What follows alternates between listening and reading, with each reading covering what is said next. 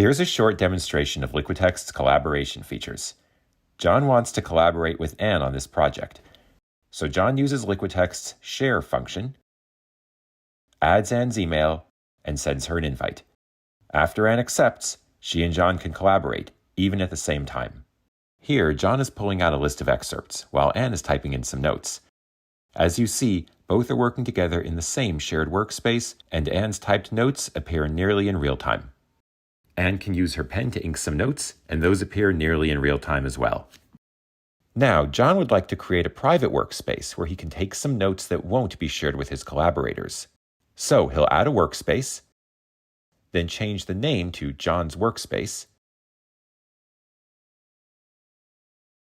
Then he'll set the color and set the visibility. He sets this workspace to be visible only to himself.